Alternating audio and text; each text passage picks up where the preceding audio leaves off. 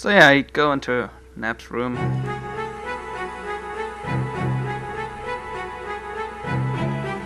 Please, I need your help in this. Even if you back me, I won't change my mind.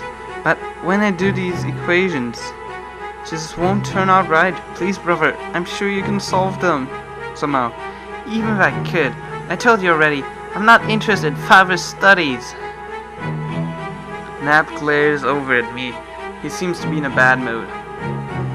The value in the journal and the actual measure of the frame won't match completely, making it impossible to calculate the plane's capacity. Besides, the data concerning the storm rise are still incomplete too. Why should I care? Father's airplane is almost complete. Please, brother, let's do this together. Jeez, I told you, I don't care, didn't I? Alright, I will just leave this copy of the blueprints here. And should you have some free time then? I place the blueprints copy from the journal on the table beside the bed. Jeez, we give it up already? Suddenly Nep started holding his chest in pain. Wait. Why is that in quotes? It's like he's... Oh my god, it's like he's saying that on his own. Suddenly, a third person starts holding his chest in pain. Man. Hey, Nap! I'm, okay. The medicine. I take 2 pills from beside Nap's bed and hand them to him. With shaking hands, Nap grabs the pills and gulps them down. Here. Nap, are you alright? I just got a little upset.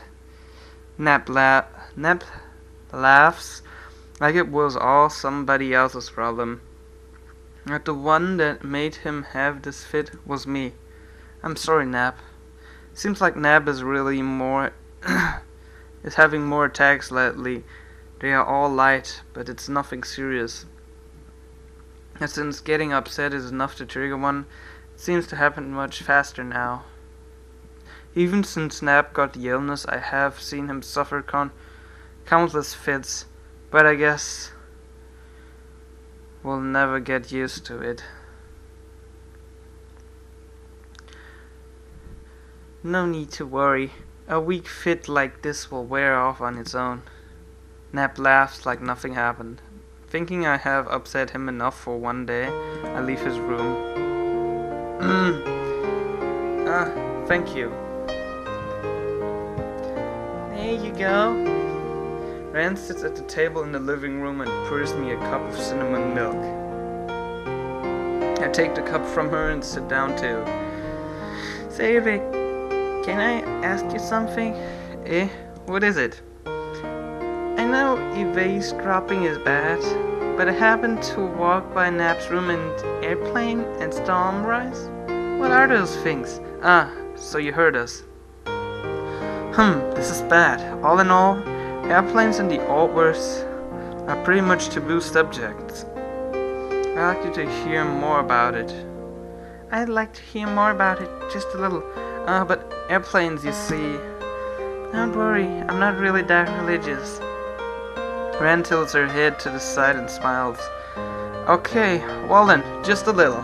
Rand, did you ever wonder if there's something beyond the clouds that lie on the edge of this continent?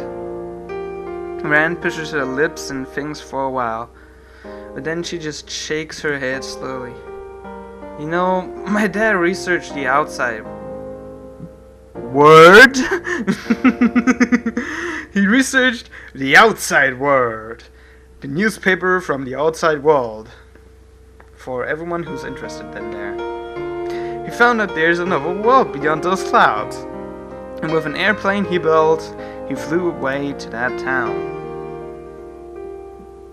Somehow that's a little difficult to understand for me. Rand made a face like she was thinking hard about it. I guess if you have never thought about the existence of an outside world and due to the feeling regarding flying to the sky, this must be a little hard to imagine. Also, why the hell does she always have a pole right there? It's kinda straight. Oh wait, right. She's being Even I can barely understand what flying through the sky means and how there is a world outside there. Officially, the Holy Order proclaimed that my father has been arrested, but the truth is that he flew away to that other world to research it. Ran listened closely to me with her body leaned forward. Could it be that you're building an airplane too, Rick? I don't brag about it, but Dad left a half-finished frame behind. I'm trying to complete it right now. Wow! It's my dream to take a look at the world beyond the sea of white clouds. I want to go to that new world. There aren't many days left until the storm rise. Somehow I have to complete it before then. But things aren't going as well right now. If only I could get Neb to help me. That's too bad.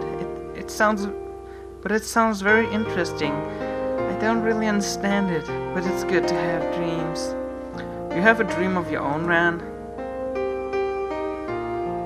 A dream? I never thought about it. Ever since I was a child, I never saw my mom and dad very often. Since they worked so hard, and now I'm Barner's property.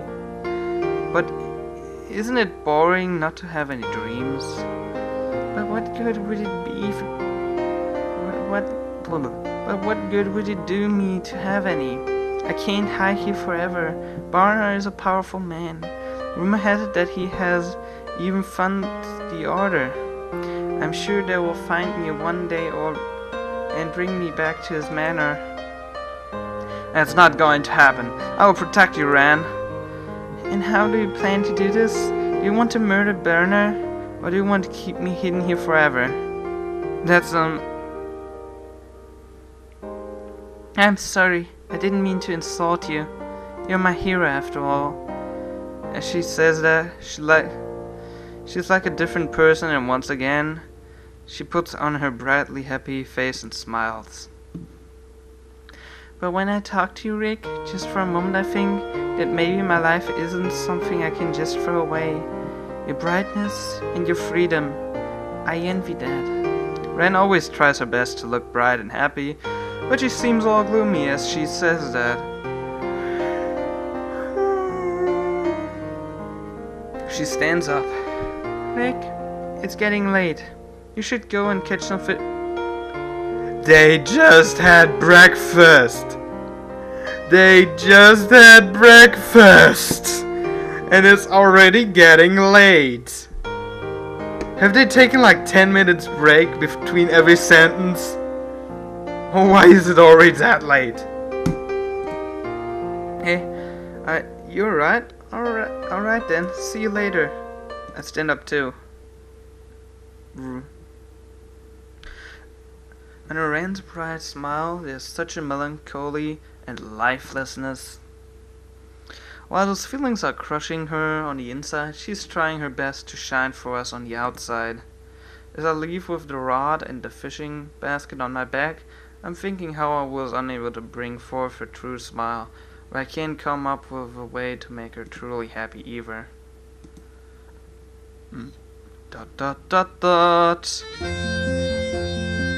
Oh, he's back.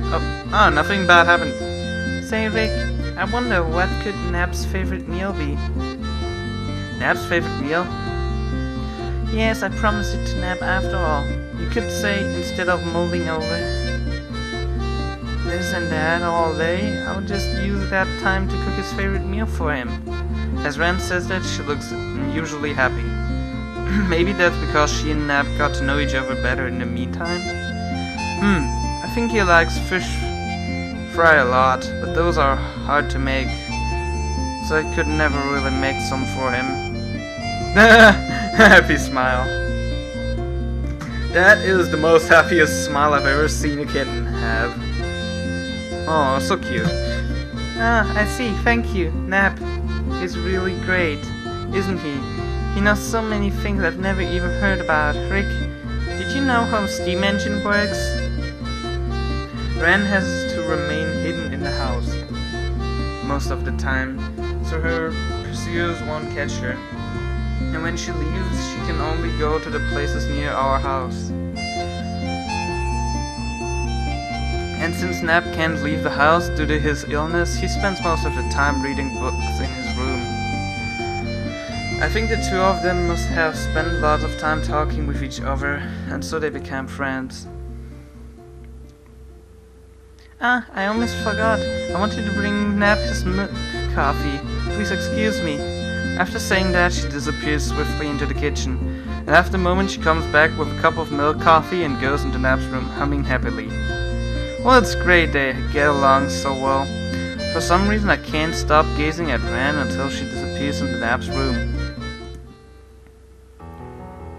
The day of the storm rise is near. Until then I have to finish the airplane, come what may.